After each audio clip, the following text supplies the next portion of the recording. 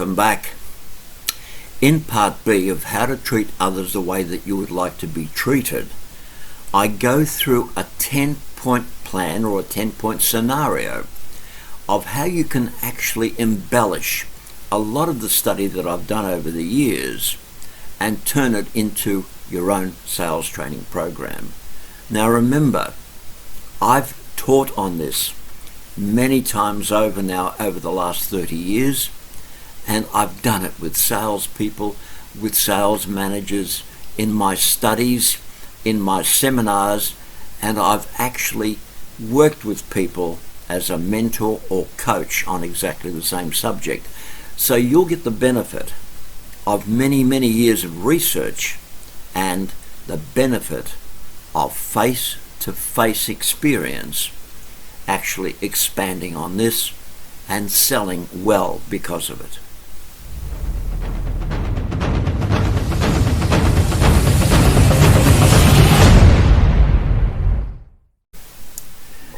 In so many of the subject matters, similar to treat others the way that you would like to be treated, I became extremely fascinated with the psychology behind why these things worked and what benefits people would get from them. And I would then train salespeople, sales managers, or even coach people with what I discovered along the way. And this particular subject also is something that I spent a lot of time, and in fact I'm about to share 10 basic bullet points with you that you can take along your journey and understand the benefit and the power of treat everybody the way that you would like to be treated.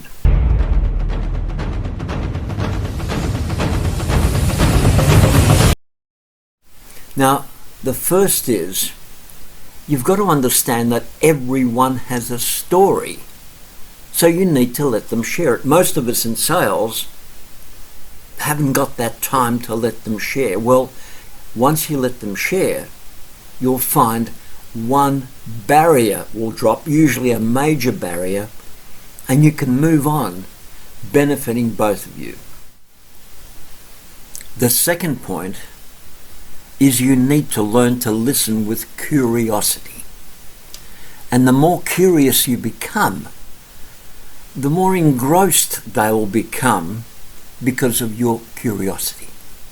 But once you've done that, and this is the most important thing, whatever you hear, whatever they share, always act with integrity, because the more you act with integrity, the more believable you become. And people buy from people that they both like and they believe.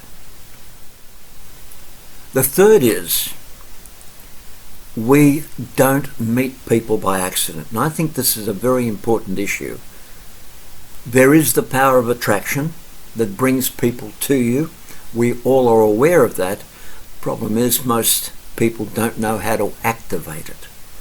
But you also need to understand that so many situations are preordained. I, for one, believe in the power of prayer, and I believe it becomes effective and it brings people to you. That is preordination. It's away from the general way of doing things, and the power of attraction also works in a similar way. The fourth thing I want you to be aware of is you should never judge other people by their past. That's right.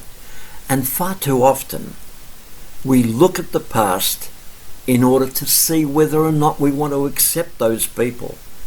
Have a look at every job application that's ever been sent. It's all about the past. Whenever you want to join a club of any sort, it's all about your past. When you want to go and get a driver's license or renew a driver's license, again, it's about your past. And if you've got a bad driving record, well, your past will catch up with you. So don't judge other people by the past like everybody else does. Instead, learn to stand by those people and then help them build their own future. You know, a lot of people today wouldn't have a future if it wasn't for good managers looking after those people and helping them get over their past. And once they create their future, everybody rejoices. My fifth point is something that I really need every salesperson, every sales manager, every sales director, anybody in management, in fact, to take hold of, because it's such an important issue. The best teachers don't simply direct, they don't tell, they don't say this is the way it should be done. Instead, what they do is they teach by showing, personally showing how it should be done. The people that are watching this actually get to see how it should be done effectively and by the book. And secondly, once they see this happening, their respect level goes up dramatically.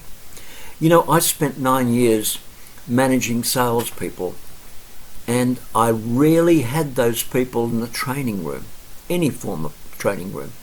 Apart from the first 4 or 5 days where they needed formal training, the rest of their training was done out on the road.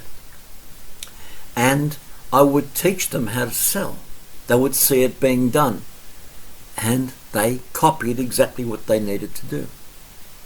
If ever they got off track, instead of taking them and lecturing them like most people in sales would do, I would take them out on the road, and I would simply do a presentation that I closed. They saw how it was done. They didn't need any more training apart from that. They just went out and started to sell. Remember, I did that for 9 years, and in that 9 years, I broke just about every national, international sales record there was, and I got myself into the Hall of Fame for my closing rate, which was honed especially because of the way that I was training people, and they learned heaps, and I made more money than I ever would in the classroom. So learn from what I've just said. Show them how it should be done, and they'll do it. Don't tell them. My sixth point is an extremely important one as well, and it's do not look down on other people unless your aim is to lift them up. That's right. Nobody's below you, and if for whatever reason they do fall below you, lift them up to the same level you're at, or even above that. They'll really appreciate that gesture. My seventh point is something I want to share, but unfortunately I can't give anybody credit for the words that they've used. I think this phrase came from the late Dr. Norman Vincent Peale, but I can't be sure. And what that phrase is only the kind-hearted treat everyone with kindness. That's right, only the kind-hearted treat everyone with kindness. Now, unless you treat everyone with kindness, you'll run the risk of making yourself bigger by making others seem smaller. It's not something you should be proud of. It's not something you should practice. But the minute you start to elevate yourself by putting down others is the minute that you risk now exposing the you that you shouldn't show to other people, the you that other people shouldn't see. Remember, only the kind-hearted treat everyone with kindness.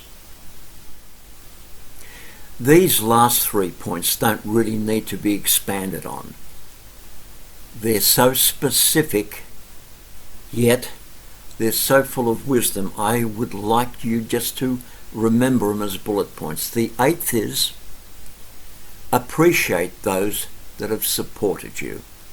The minute you start to appreciate, they too will appreciate your appreciation of what the situation was about. The 9th is forgive those that have hurt you. Look, possibly like you, I still get flashbacks of something that happened 30, 40, 50 years ago that was hurtful at the time, and I've tried to forget it, but it keeps coming back. Now, the only person I know that never remembers something from the past is God alone. I don't know any human that walks the face of the earth that still doesn't get reflections or flashbacks on things that should never have hurt them in the first place. And the 10th point is, help those that need your help. Such a simple statement, and yet so few are actually ready to practice that at the drop of a hat. So let me remind you to help those that need your help.